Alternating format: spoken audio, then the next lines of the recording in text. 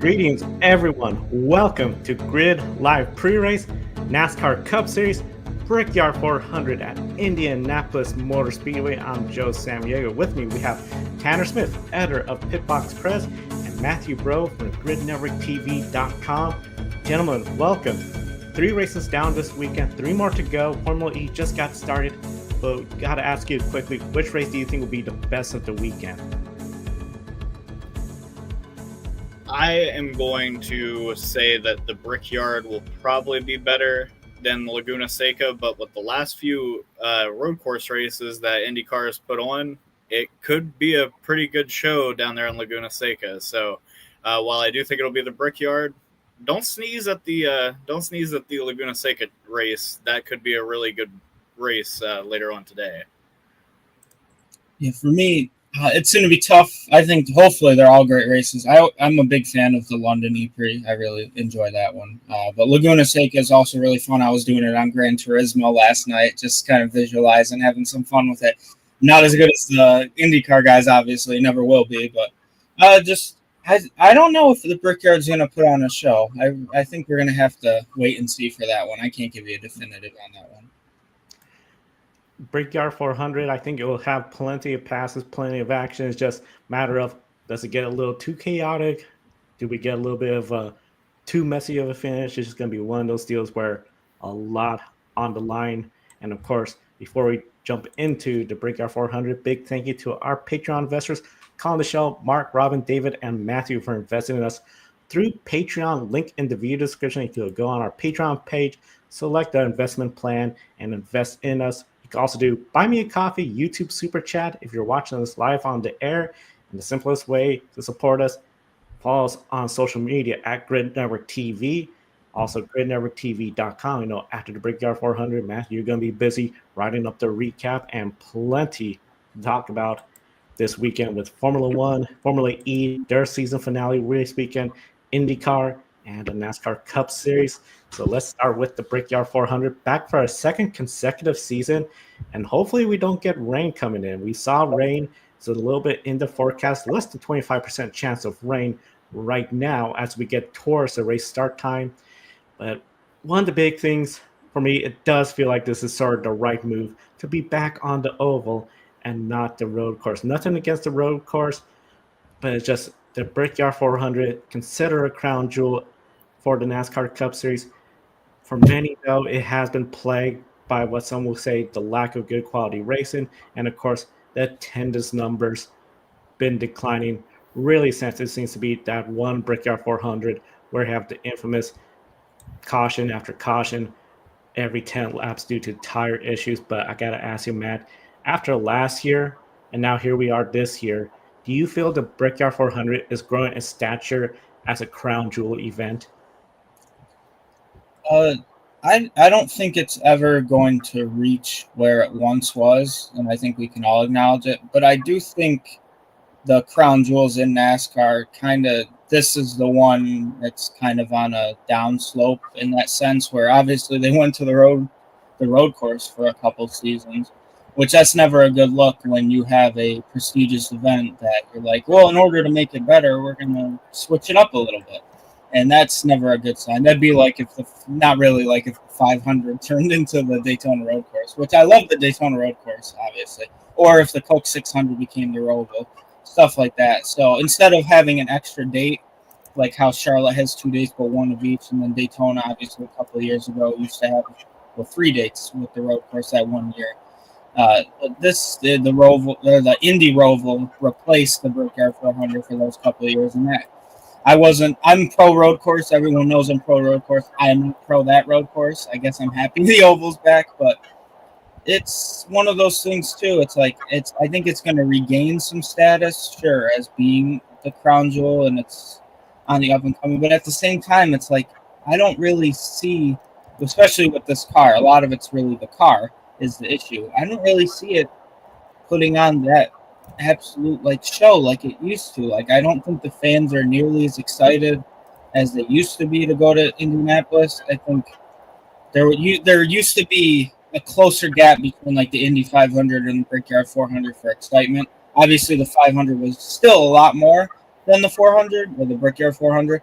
But I think over the last, once they went to the Roval and then they came back for a year, I think that gap is never ever going to be attainable again, even to put it remotely close to the excitement level. So I guess we're going to see. I hope I'm proved wrong, but I don't really know if the Indianapolis, the Xfinity put on a decent show. I think they have great finishes, but the racing during the race isn't really the best. But I don't know. So I guess we'll see. That's all I got to say. But it's a historic place, so that's where I'll leave it.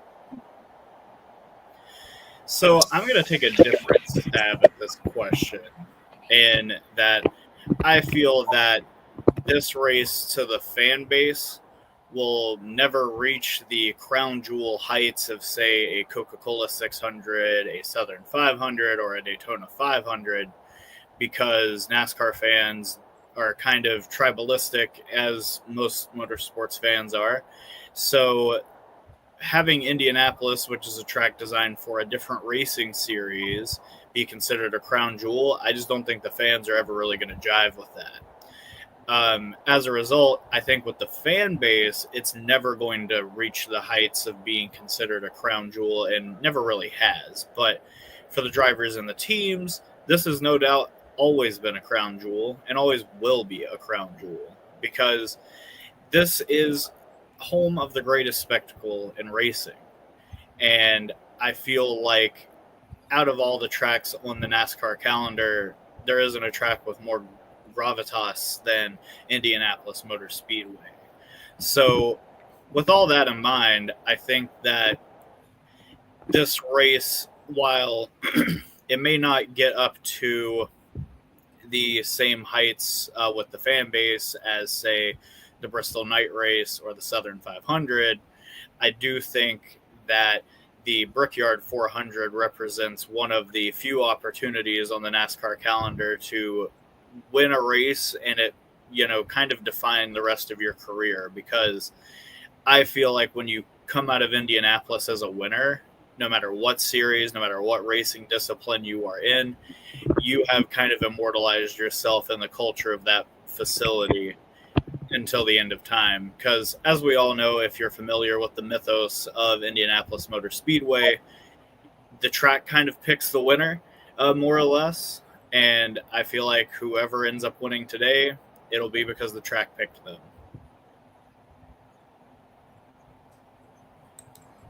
The track, the history of the winners here, and as you said, it just seems like it always has that magic something where it picks the winners, compared to Daytona 500, especially this year, where it would just seem to be random and right place, right time, and you're lucky.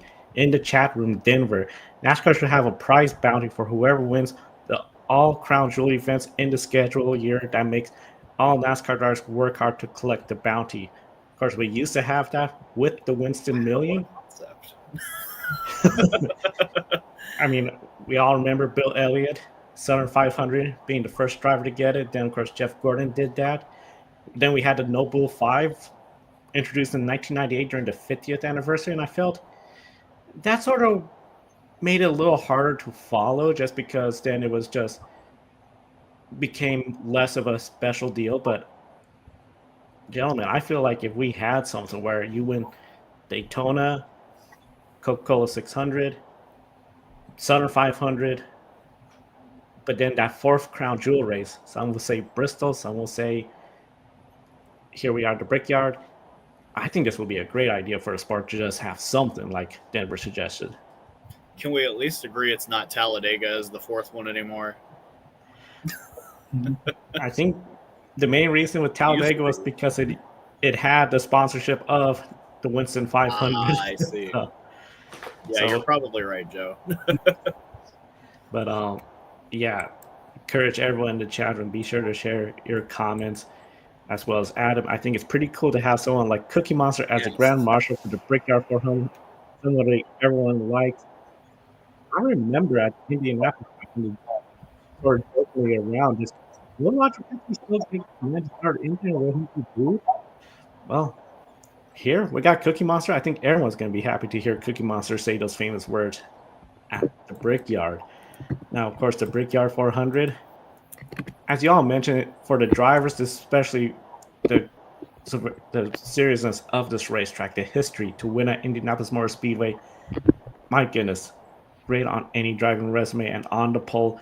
Chase Briscoe, this is his 5th pole of the year. Just have a tremendous season, and he has done almost like what Denver had said. Coca-Cola 600 had the pole there. His first pole of the year, the Daytona 500. At one point, he had 3 poles in a row. He's coming off a second place finish at Sonoma and Dover. After his win at Pocono, he did struggle at Chicago, Atlanta, that big crash. Of course, Atlanta's being Atlanta.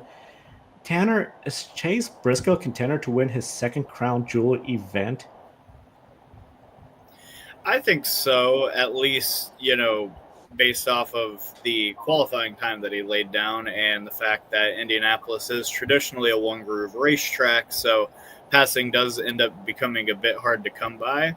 At the same time, though, I feel like he and the 19 team do have some trouble at times, like keeping up with the track and putting themselves in a good position at the end of these races to capitalize on a fast race car. And I still don't really waver from that, even though they came very close to getting their second win of the year last week and to a lesser extent the week before.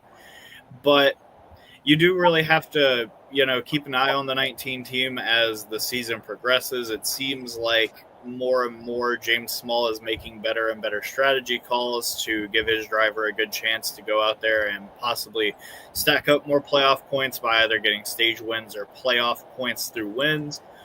And, I feel like James Small in particular has a lot to prove as a crew chief. I feel like his tenure with Martin Truex Jr. when he was on top of his pit box kind of left with a bit of unfinished business. It seemed like they put together, in particular, a 2023 regular season that rivaled many in the past, and unfortunately, they got to the postseason and completely whiffed for 3 entire rounds. So I definitely think that the 19 team has a really strong chance to go out there and contend today, but I am a little concerned with their strategy and their ability to keep up with a racetrack that is, quite frankly, one of the more challenging ones on the Cup Series calendar.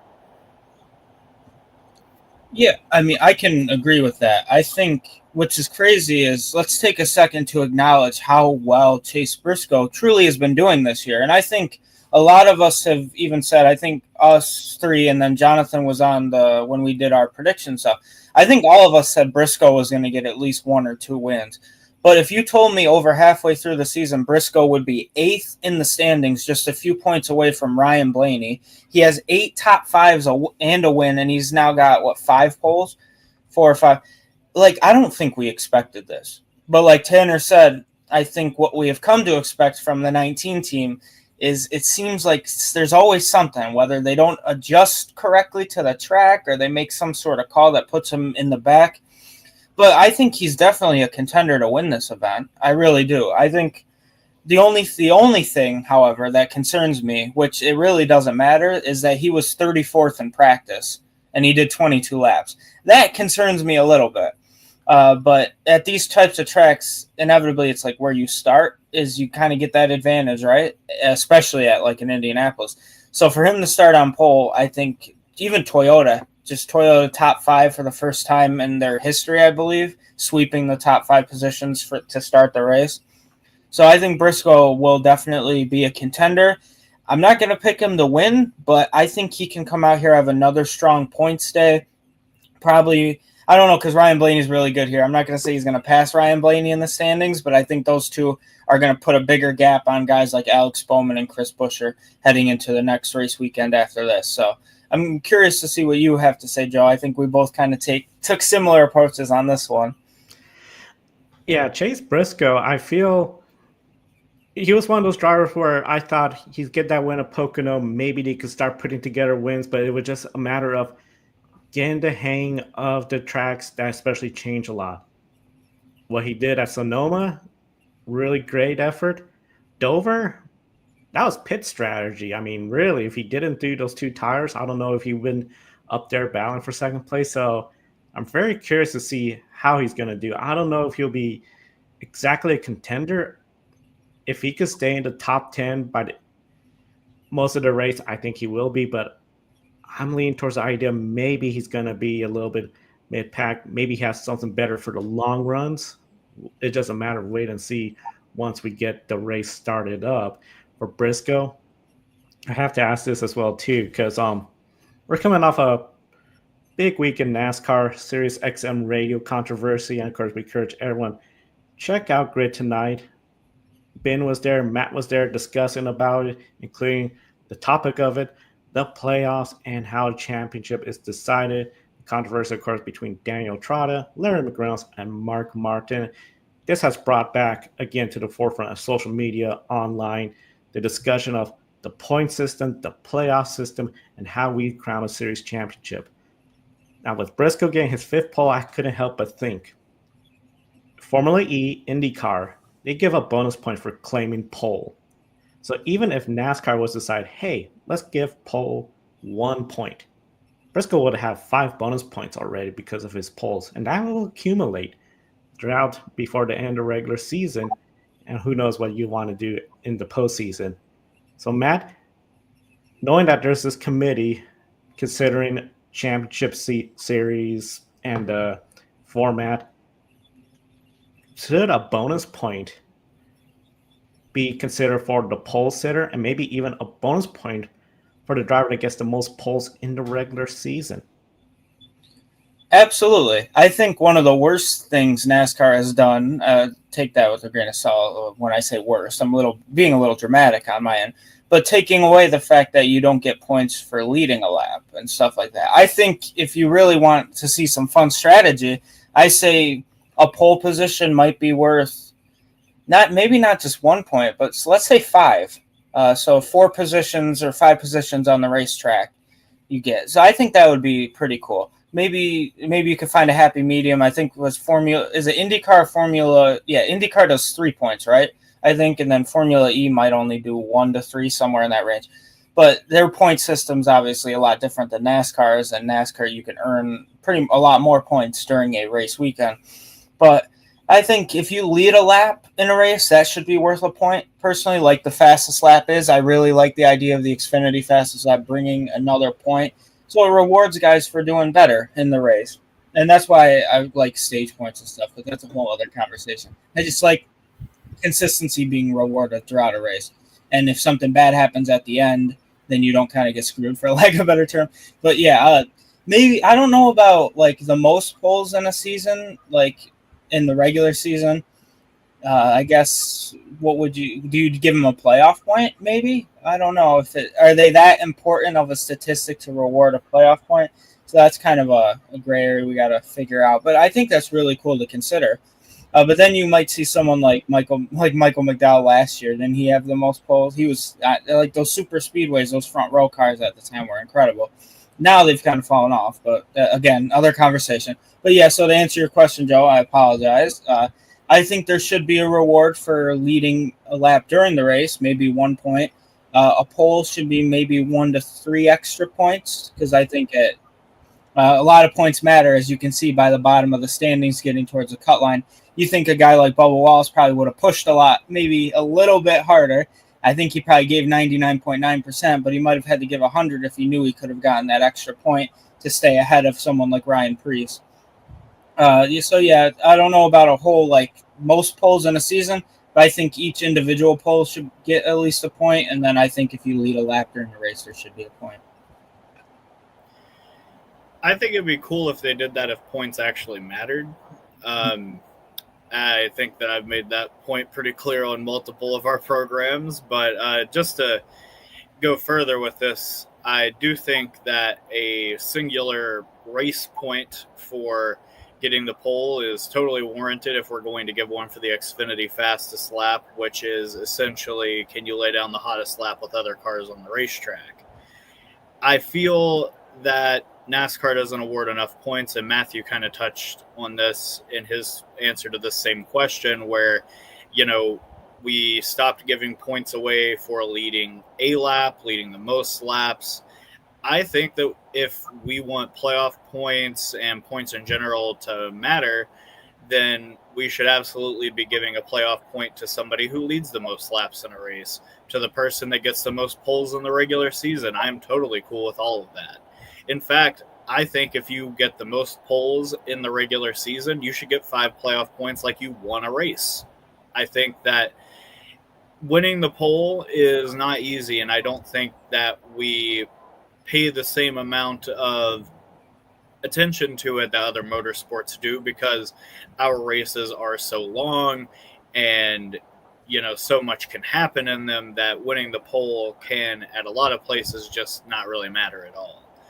But at the same time, I feel like if we gave it the weight that it deserved, we would see drivers really, really push it in qualifying and show everybody in the world why this sport is so difficult to handle, rather than people thinking that, if they just hopped in a cup car at Talladega, they could go out and win if they, survive pretty much. So, yeah, I am all for giving like a single race point, just like we do for the Xfinity fastest lap for the pole winner.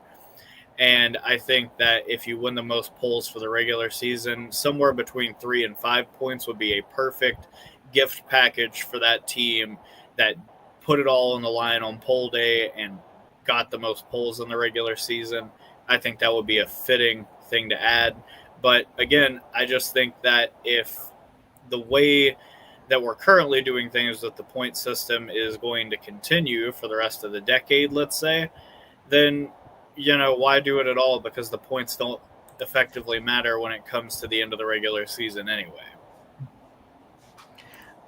I really like the idea of the pole sitter getting 1 point for each pole. If NASCAR wanted to say, okay, we're going to have it where at the end of the regular season, whoever has the most poles, if they make it into the playoffs, assuming they did, that is a certain amount of bonus points. Great. And then, of course, you still collect points if you get the poles during the playoffs. Overall, I feel NASCAR, especially, they got this committee apparently. I think what would really help is to make it where you eliminate the stage points and just make it where based on where you finish, and the bonus points being you led a lap, you led the most laps, you got the fastest lap, and you pole. That would bring a lot of clarity when it comes to how the points work. Trying to explain to new people. Qualifying, we know you got the 36, well, now fewer charter teams. They are locked in the show. Not often we have cars trying to get in the show, potentially getting knocked out. Where we missing in that, lacking in that intensity, a point for every pole, I think that'll just add that intensity. I mean, we'd be talking about Chase Briscoe looking for a 6 point if he next race weekend, if he was to have this kind of system. So overall, I just think it would add another element to, as you said, Tanner, just proving this is such a difficult sport to win, score points in the chat room. Adam, absolutely bring back the bonus point for laps led, most laps led, pole winner. It just makes sense to me. And of course, NASCAR, it'll be interesting to see what all happens with their championship format. Now, going back to the Brickyard 400, once again, Chase Briscoe on the pole. And as you said, Matt, top 5s are all Toyotas, including Ty Gibbs, who's starting 5th compared to Ty Dillon, who is starting 26th. So the Cinderella run looking doubtful. There are the final 2 in the NASCAR in-season bracket challenge. And the way back, starting 39th out of the 39 cars, Denny Hamlin, hard to crash in qualifying. Turn 2 was very tricky Saturday. Slid up. Looks like once that rear tire was all damaged up, lost control hard into that inside wall, nearly head on. The first back anybody has come to win the Brickyard 400. Jeff Gordon, 2001, he was in 27th.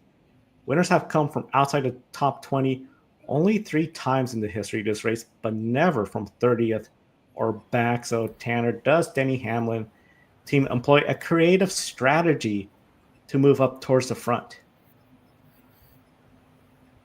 I think that's one way they could go about it, but at the same time, I think that the 11 team has been so strong this season, especially at both Pocono and Michigan, which are the only two tracks comparable in scale to the Indianapolis Motor Speedway on the Cup Series calendar, that I feel like that team is going to have the raw pace necessary to compete regardless.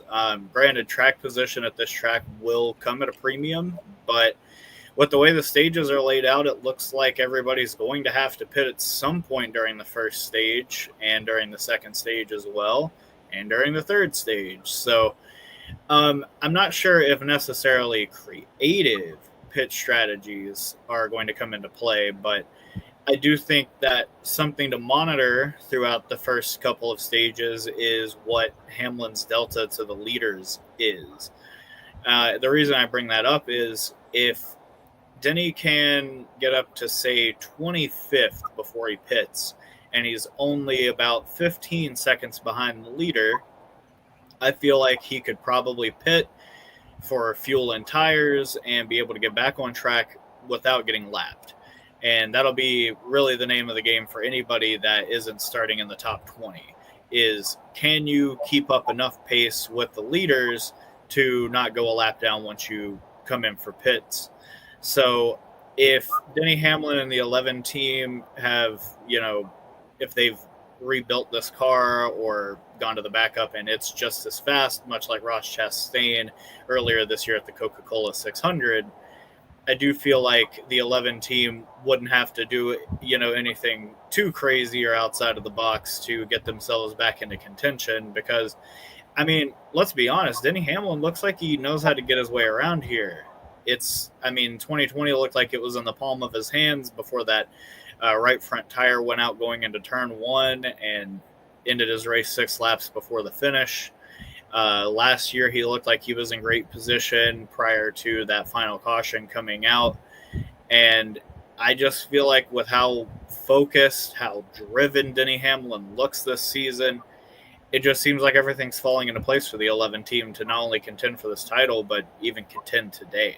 So if Denny Hamlin wants to mark off the last crown jewel that is left on his list, I think today still could be a very good opportunity, even if he is starting in the back. So if I were the fans at home, I'd keep an eye out on the 11 car. I don't think he'll be completely out of this race just because he's starting, on the back foot. Yeah, absolutely. I agree 100%. I'm glad Tanner brought up the fact with Ross Chastain having to go to a backup car at Charlotte and coming through the field and doing something. I don't know if it's only been done a few times in the history of that sport. I think I don't think the Joe Gibbs Racing number 11 team needs to be too creative with their strategies. I think 4 words, let Denny be Denny. There's nobody right now in this sport at the cup level, because you can argue Connor Zillis, that kid's literally on fire, but at the cup level, that I truly can be that confident in at this very moment today that could start in the back and still have a legitimate shot of going up to the front. Week in, week out, I would say Ryan Blaney, even Chase Elliott's not really a threat for wins, but he's always a threat for a top 5.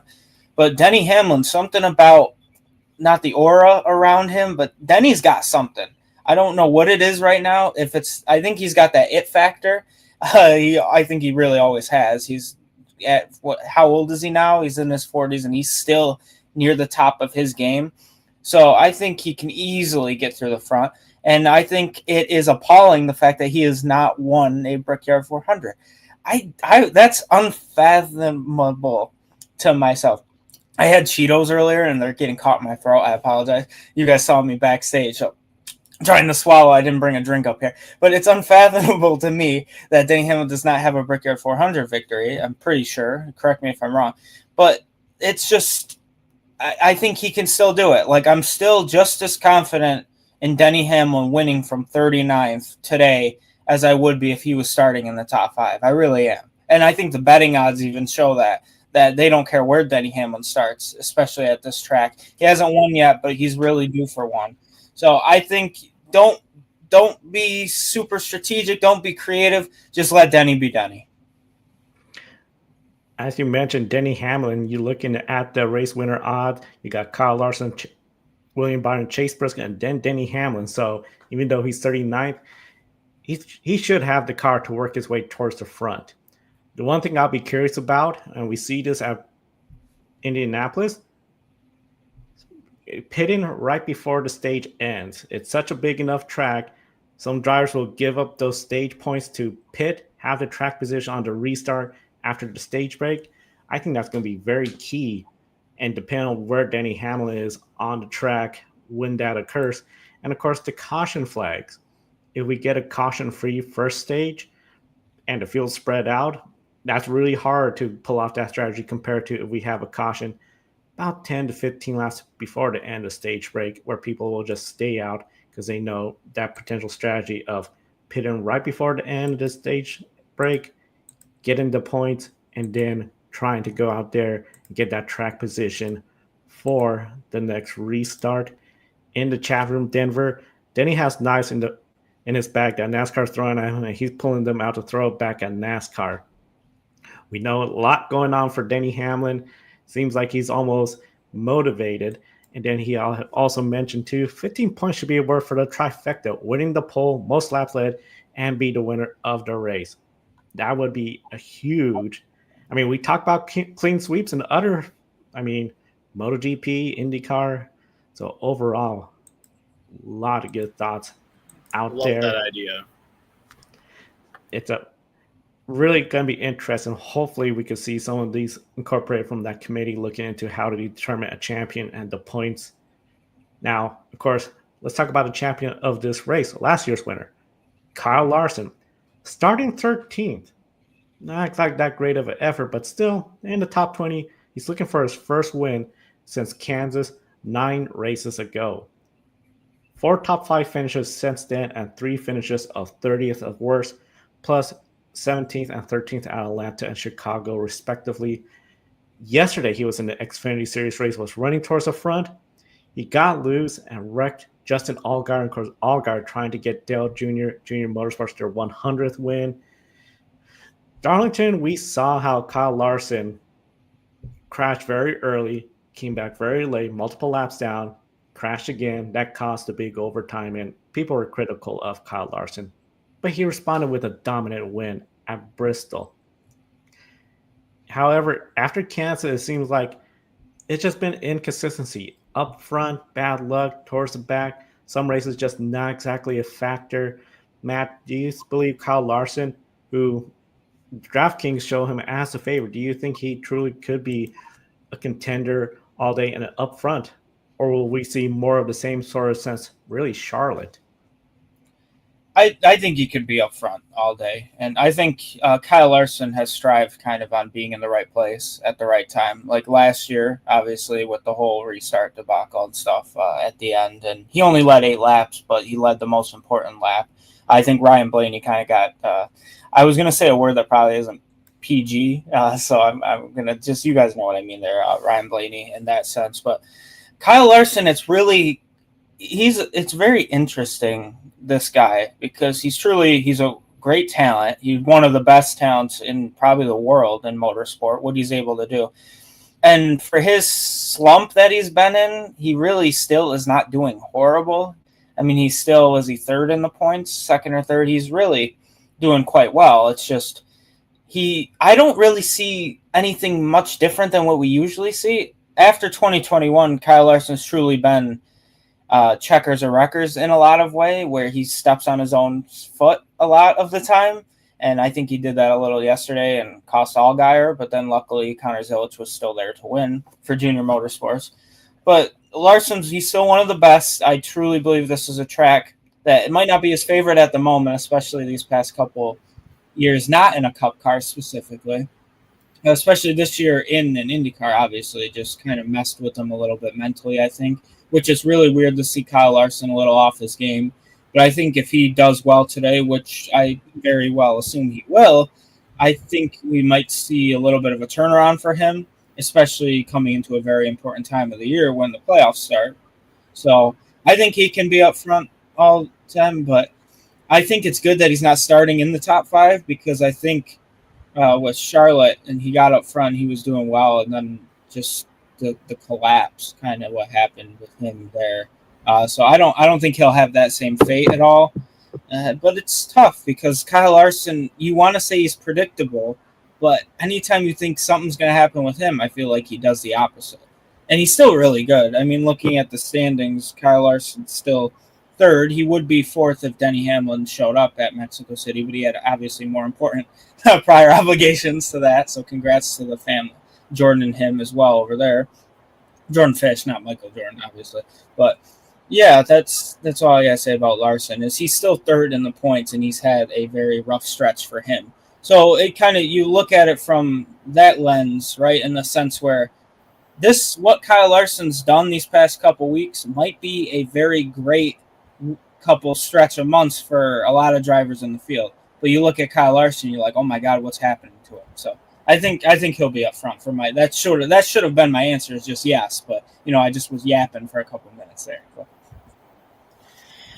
I feel like the 5 team definitely put together a solid performance last week that is probably their best one since Kansas back in May. God, it's been so long since we've seen the 5-car really contend for a victory. But yeah, I felt that they put together a really solid run last week, and I think that'll help propel them through the rest of the regular season. We do only have 5 races left before the playoffs start after Daytona, but at the end of the day, I really just didn't see a whole lot of pace out of the Chevys in general to really give me any indication that they're going to go out and win today. That said, you can never really count out the 5 team, with Cliff Daniels being one of the greatest crew chiefs in the garage area at the moment, and Kyle Larson, as Matthew so eloquently put it, one of the better drivers on earth as we speak. So yeah, while I was encouraged by their run at Dover, obviously those properties don't follow over from a high-banked concrete oval to a relatively flat 2.5-mile super speedway.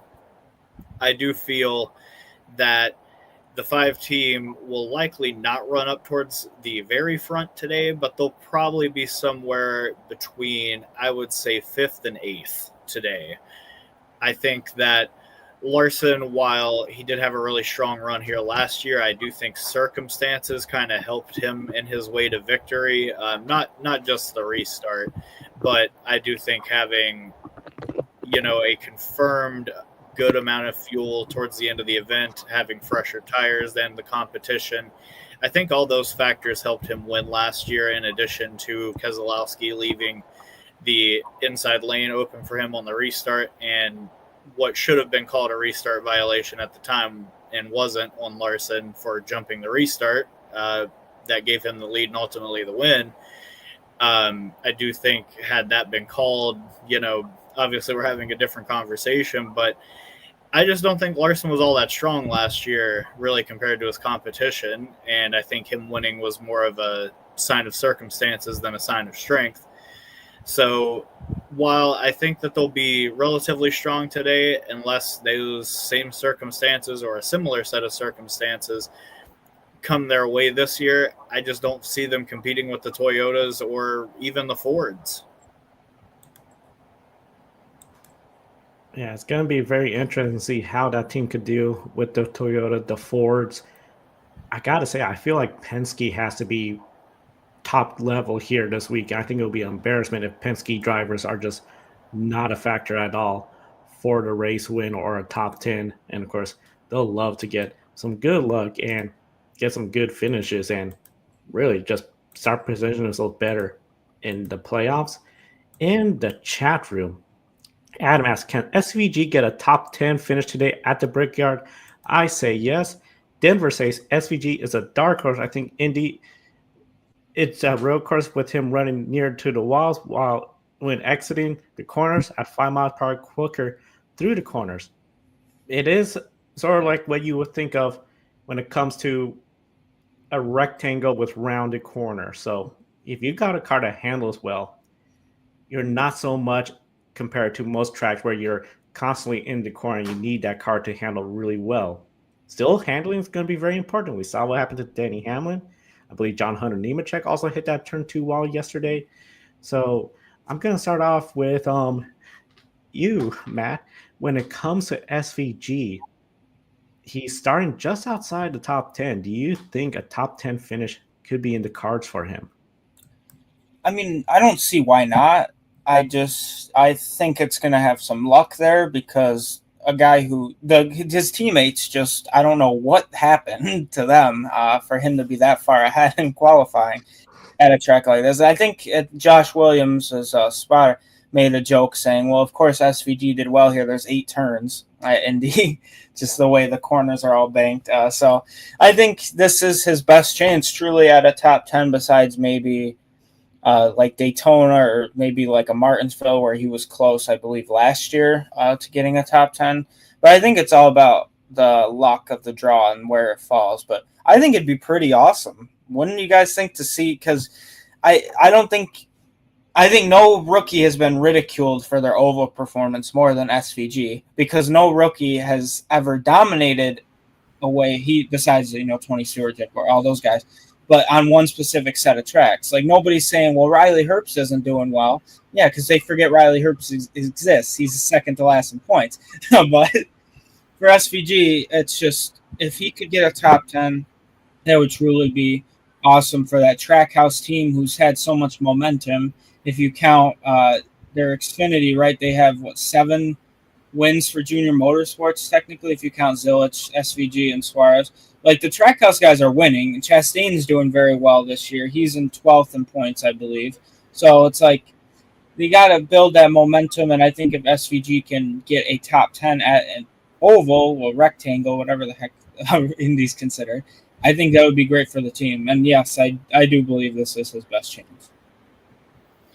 I believe the term is rectangular oval, but yes. I do agree with Matt that SVG's best chance at a top 10 is definitely here at Indianapolis. And, I mean, if you watch the Xfinity Series race last year, he charged late in the going up to 4th, I want to say, where I think he inevitably finished. But because of how the Xfinity Series packages at that particular racetrack, he wasn't able to overcome the difference to cars that actually had the lead draft. So it would have been cool to see him actually contend, but we, for whatever reason, have to choke the horsepower down in the Xfinity car at Indianapolis to, I don't know.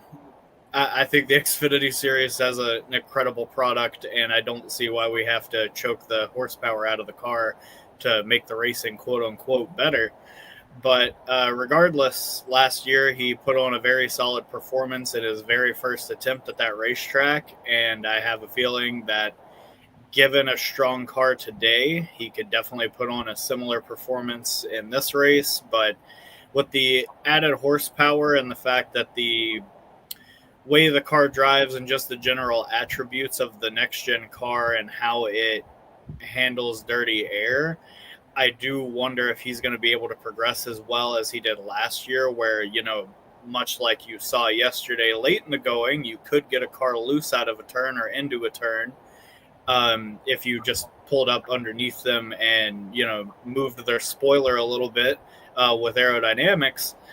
You're not going to be able to do that in today's race by any stretch, unfortunately. So it'll be interesting to see how SVG sets up passes and goes about, trying to make his way through the field, or how he defends. I think that his final finishing position will be pretty indicative of kind of how far he has come in terms of adapting to this car on the ovals. But again, as I mentioned in an earlier question, this track is unlike really any other one that we have on the Cup Series calendar.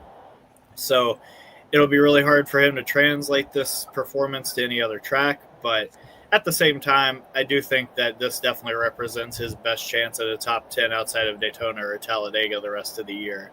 Maybe Martinsville if certain things go his way in that event. Yeah, if he has a clean race, good handling car off the get-go and stays in that top 10 throughout the first stage, I think easily, okay, he could be on for a top 10 finish. The one thing I'm really curious about, because he now has 3 wins. So overall, when he is locked into the playoffs. But when it comes to those playoff points, if we see drivers ahead of him, like a Chase Briscoe, Kyle Larson, or Christopher Bell, they all pit to get that track position. I think that's going to be the key thing. Will SVG stay out, claim those playoff points because he knows it's going to be really hard to get at some of these ovals? Or does he also play the track position game? Because we know track position, we had some big crashes on those restarts last year. I would be a bit hesitant to have my driver, especially somebody like Shane Van Gisbergen, who, yes, he knows how to race a car very well. Yes, he has the experience of getting all the most out of that car. But when you got in a restart and you're in the middle of a pack and you got a bunch of drivers all just being super aggressive, you don't want to risk trouble ahead of him and you're getting caught up in that trouble and getting crashed out. So I think that's going to be very key, is to see where he is in the top 10. And once we come towards the end of the stage break, what does he do? Does he get the points, or does he go ahead and pit for that track position in the second stage and the third stage? With that said, this race, you look at the list of winners, it is very impressive. 28 times we have run the Brickyard 400 on the oval. 8 times the race winner has been won by a driver who is not a member of the NASCAR Hall of Fame. However, look at these drivers. They're most likely going to someday be in the Hall of Fame. Kyle Larson, Kevin Harvick, Brad Keselowski, Kyle Busch, all of them potential Hall of Fame members. Some of the others with the win, Jamie McMurray. Of course, he won the Daytona 500, Brickyard 400 in the same year. Paul Menard, he won in 2011 the following year, and he's the only driver to earn his first career win at the Brickyard 400. Ryan Newman, Casey Kane, part of NASCAR's great 75 drivers that was released during NASCAR's 75th season. So overall, it is a who's who of drivers here. Tanner, is there just something about the Brickyard 400 where it seems the winners are drivers who have plenty of experience in the Cup Series? Yes and no. I think that being a veteran in the series and just generally being somebody that has a great control over the next gen car will definitely play a factor into who comes out with the victory today. That said, I just don't think we've seen enough races here in the next gen era to really make a claim one way or the other about experience playing a factor. As I displayed earlier, Kyle Larson's victory last year and Ryan Blaney's potential victory that slipped away, I don't think that was necessarily indicative of experience. It was necessarily indicative of circumstance for both of them. That the way that last 40-ish laps played out last year came down more to how those teams called the races, which I guess you could say leaned into having more savvy on top of the pit box and, a bit more of a, deft foot as far as like saving fuel. But at the same time, I lean closer to the fact that the only race that we've seen here in the next gen era was last year's, and it was a bit more of a strategy race than anything that ended up playing out in the hands of a veteran. When you also had drivers up front like rookie Zane Smith, who was, I believe, in fourth prior to that final caution, or that second to last caution coming out, that ultimately brought him onto pit road, and then he got caught up in that accident that triggered the second overtime finish that ultimately ended with Ryan Preece wrecking and them waiting like 50 seconds to throw a caution for Kyle Larson hit the line to end the race. So, yeah, I do feel like experience can play a factor, much like it can at practically any other Cup Series facility that we go to, but I also feel like this truly represents a wild card race for the regular season. I think that because we have so little data to really glean from as far as like last year's race is concerned, sense that we're going to have a really good opportunity today to see a 13th winner this season. And I just don't know how many other opportunities we're going to get of that going throughout the rest of the regular season with Iowa, which granted is a relatively new track, but leans into drivers like Ryan Blaney and just the Penske cars in general getting a win, and they've all won this year. You also have to look at Richmond, which is a similarly built track to Iowa, and you still had mostly the usual suspects up at the front outside of the very end of the race where Austin Dillon powered to the lead and then ultimately we'll say took that victory, and then he didn't end up getting a playoff spot for his efforts. So yeah, I feel like as far as like experience playing a factor into this event, I feel like it totally could, but at the end of the day, I feel like it's going to be about how savvily that's probably not a word. It depends on how your crew chief calls the race and how well you manage your equipment. And that does tend to lend to veteran drivers, but it doesn't always play out that way, as we saw last year with Zane Smith running in the top 5 at the end. So I'm really interested to see how this race plays out, especially with the stage breaks kind of complicating things and allowing some of the guys that are a bit further back to put on fresh rubber towards the beginning of the final stage. So, yeah, I definitely think that today's race offers a really unique opportunity for somebody to get their first win of the season, whether it be a younger, less experienced driver or a driver with more experience that really needs to get a win.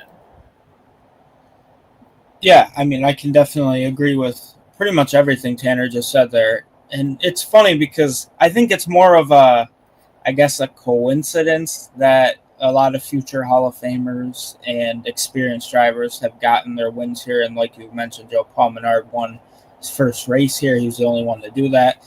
I think today, like Tanner said as well, I think there's a legitimate threat for a 13th different winner. I mean, even if you just look at the starting 5, you got guys like Bubba Wallace hasn't won in 101 races. Eric Jones behind him hasn't won in the same exact amount, 101 races. Ty Gibbs in 5th has not won ever yet, so he could very well join Menard there in that sense. And then guys like Buescher haven't won yet. Hocevar starting 8th hasn't won ever in his career. So I think there's a lot of great threats that can get it done. But I do kind of agree, too, in that sense where experience might play a factor. But I think this is a whole new ball game in the sense where the next-gen car, it completely has changed the landscape, specifically of this race, I think, especially in the oval, rectangular oval part, not the roval part of it, versus what they used to run 2019 and stuff like that, pre-COVID and all that stuff too, and then pre-next gen, obviously.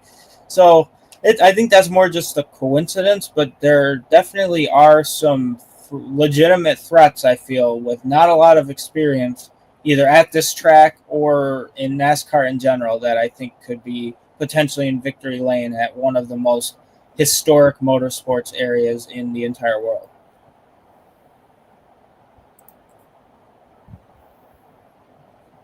There we go. My mouse, I think the battery's starting to go, so a little bit of delay in moving around the cameras.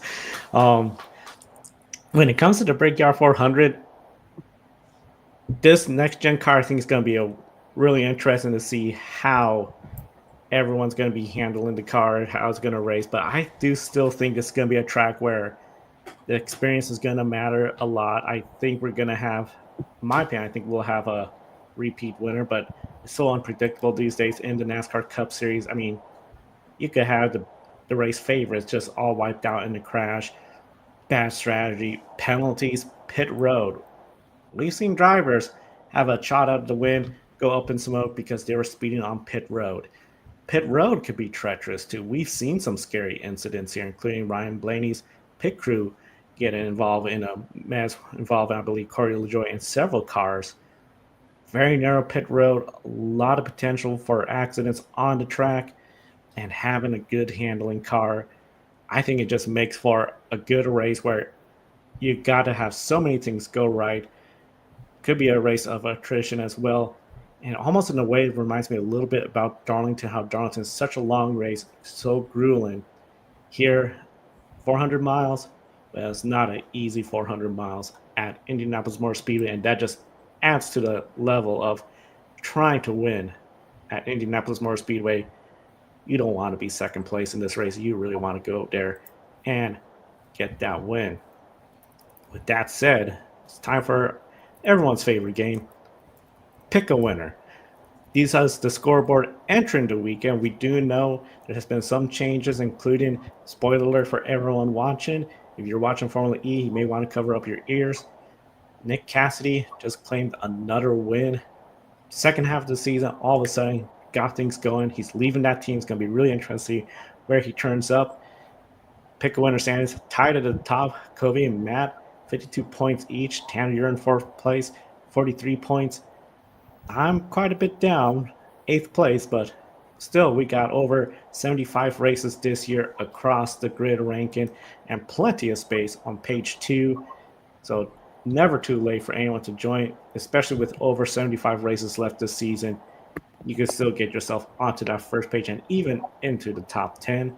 We'll start off with NASCAR, and we also will add IndyCar. They're starting about an hour after NASCAR with Alex Palou, Pato Ward on your front row. But for the NASCAR Cup Series, Tanner, who do you see winning the Brickyard 400?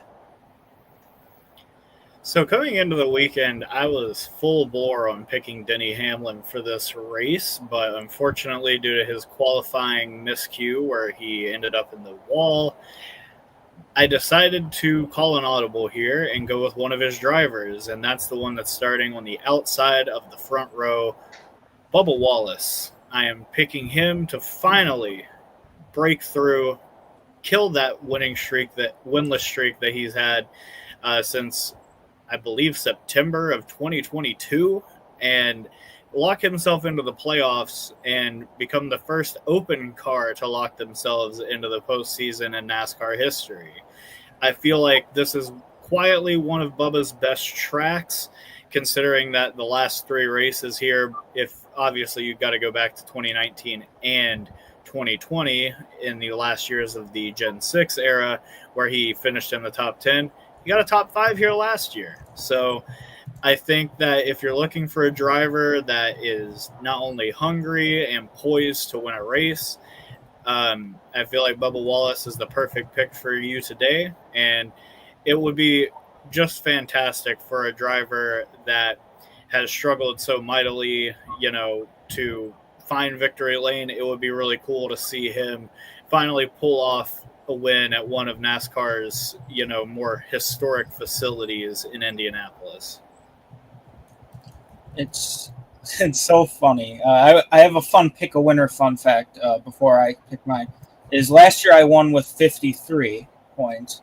And if you look at Kobe and I both picked Piastri, both picked Cassidy. Now with around 75 races left to go, Kobe and I have already passed what the win we had last year. So I think that's pretty insane to think about. But however, it's so funny with everything Tanner said. It's like we could have shared, we had the same mindset. I went into the week hell-bent on saying it's going to be Denny Hamlin. It's going to be Denny Hamlin. And then I looked into it. There's a driver who has the longest top 10 streak at the rectangle part. He finished 3rd, 9th, and 5th. He won a stage last year. Brought Cookie Monster to the freaking track to be the Grand Marshal. It's hard too. I agree with Tanner. I think if it's going to be any race, I think this is Bubba Wallace's major chance. Bex is in attendance. I think if he could kiss the bricks with him, I don't know if Bex will. He's a little too young still, but I think that this is Bubba Wallace's real legitimate chance to quiet the people. Remember, that's what he did in September of 2022, and he hasn't done it in quite a while. So I think this is Bubba Wallace's legitimate chance to do it, and it would be awesome, I think, from a perspective just to see an open car lock in for the first time, I think. So Tanner, I didn't even have to answer. I could have just said what Tanner said, but I wanted to share the thoughts because we're on the same wavelength. However, I do think Tyler Reddick's going to be up there as well. So far, all Toyota picks. For me, boy, I think I might go that way too, but I'm not going to go with Bubba Wallace. I'm going to go with the pole sitter. I think Chase Briscoe could have a good, clean start, stay in the top 10, and if they could finally do something they haven't been able to do and just keep that car in one place, one piece towards the top 10, as things get crazy, as they usually do, if he could avoid the madness, avoid the crashes, I think he could be contender for the win. Maybe a little bit of luck again, maybe a little bit of strategy, but I'm just decided I'm going to go with the pole sitter, Chase Briscoe, get the job done from the pole, and win the Brickyard 400. In the chat room, got a couple of comments.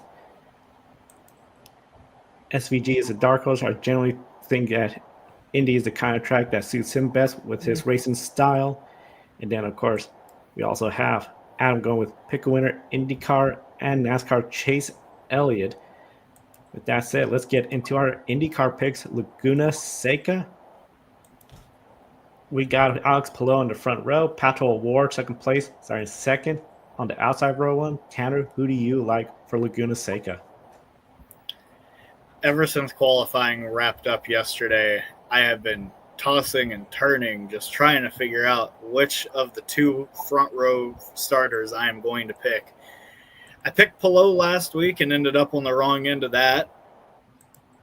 I'm going to ride the hot hand right now. I'm going to say Pato O'Ward is going to win 2 in a row and slightly close in on that title gap to Alex Palou, but I still think in this part of the season it's going to be a little too late. But winning at this point in the year is always a great step to propel yourself into next season. So I think Pato O'Ward comes away with the victory, but I think that, like I said, it might be a little too late to possibly contend for this title with the very incredibly fast Alex Palou. Yeah, I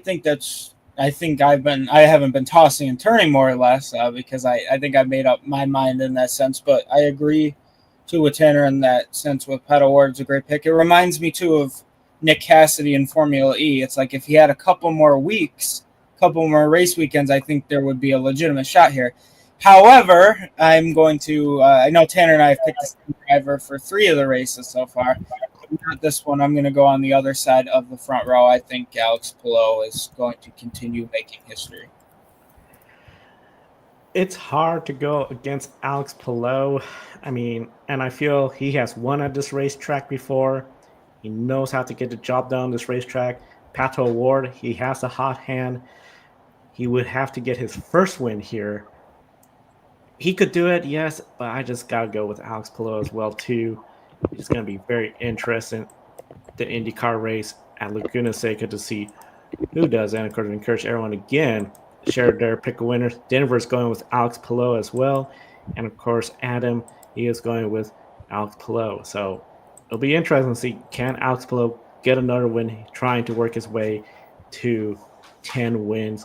And, of course, we're going to be wrapping up this show. But after the IndyCar, the NASCAR Cup Series race, be sure to tune to Grid Live Wrap-Up. We're going to recap the Brickyard 400, the IndyCar race, Formula One, plus the season-ending race weekend for Formula E, their last race of the year. So it's going to be one of those shows where we're going to have plenty to talk about throughout the show.